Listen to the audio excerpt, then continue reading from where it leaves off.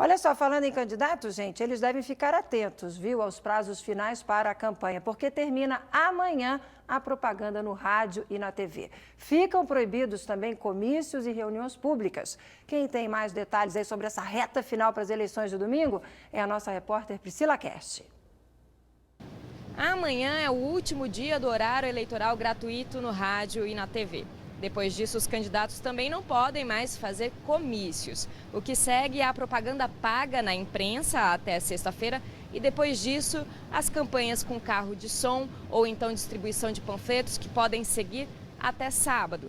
No domingo, só os eleitores podem ir votar usando ou uma camiseta, ou um broche, ou um boné do candidato, mas sem fazer distribuição de material de campanha. E quem ainda não sabe onde vai votar, pode consultar essa informação pelo site tre-sp.jus.br ou pelo telefone 148, onde é feito o atendimento de todo o estado.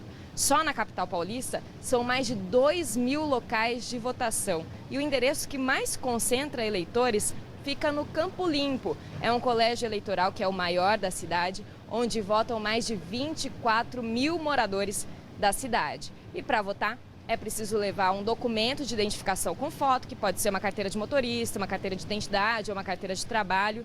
E é melhor levar também o título de eleitor junto, isso porque ele tem as informações que podem evitar uma demora na hora do atendimento pelos mesários. Márcia. Tá, e olha só, gente, durante a campanha eleitoral uma palavra se repete muito, com muita frequência. Você com certeza ouviu falar essa palavra, governabilidade. E o impacto dela no dia a dia da cidade é sempre também uma questão muito debatida. Para falar sobre esse assunto, a gente recebe hoje aqui o professor Eduardo Viveiros de Freitas. Ele é professor da Estácio de Sá de São Paulo e é doutor em Ciências Políticas pela PUC de São Paulo. Oi, professor, boa tarde. Obrigado por ter aceitado o nosso convite. Obrigado. Vamos explicar primeiro o que é governabilidade, palavrinha que está na moda? Governabilidade, ela começa a se formar no momento em que os partidos organizam as coligações. Eles já começam a pensar na formação de uma eventual maioria que faça que na Câmara, na Assembleia Legislativa, na Câmara Federal, se tenha uma maioria que aprove os projetos e as propostas dos governantes do Poder Executivo. Então, é a construção de uma relação entre a base aliada, a base que compôs a coligação vencedora, né, e o executivo, para que haja uma harmonia entre esses dois poderes, né? Claro que uma harmonia que também pressupõe um intercâmbio de funções, e de muitas controles, vezes troca de interesses, né? E aí interesses fica políticos né? também, interesses específicos, desde que sejam republicanos, são absolutamente legítimos porque fazem parte do processo político. Mas aí, aonde que ela fica preocupante e ela pode ser importante, a gente tem que observar o impacto no dia a dia da cidade? Qual é o alerta? O alerta é na hora da escolha do próprio candidato a vereador, do executivo, né? Você tem que ver o programa que esses políticos estão apresentando e fazer uma boa escolha para poder, com essa governabilidade, ter uma perspectiva de ver esse programa cumprido, né? No parlamentarismo funciona assim, você elege a maioria governa. Então você já escolhe de saída. No nosso sistema presidencialista, que contamina os níveis inferiores, o presidente, o governador, o prefeito, nós temos essa relação que às vezes fica um pouco tensa, como já vimos agora recentemente com a questão do impeachment e outras coisas, né?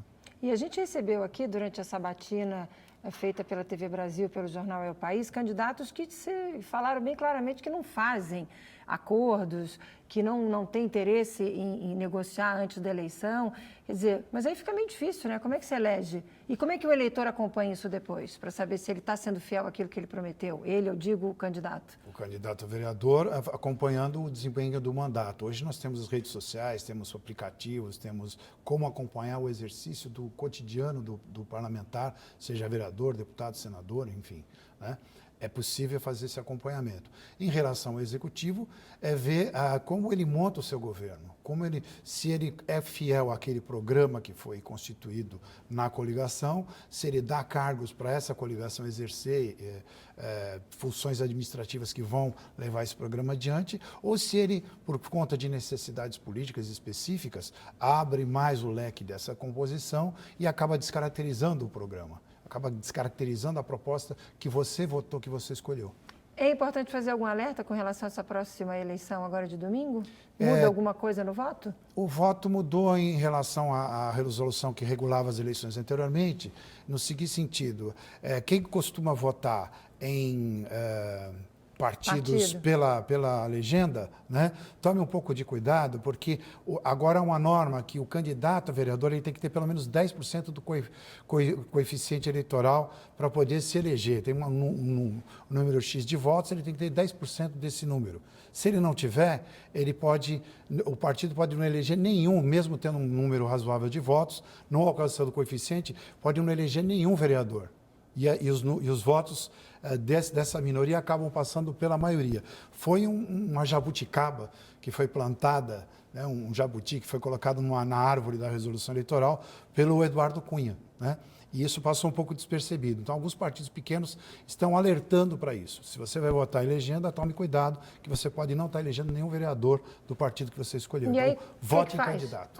Vote esse é o alerta. Escolha um candidato do seu partido, do partido que você escolheu, né? Vote com tranquilidade, escolha com muita segurança, como a gente falou agora, né?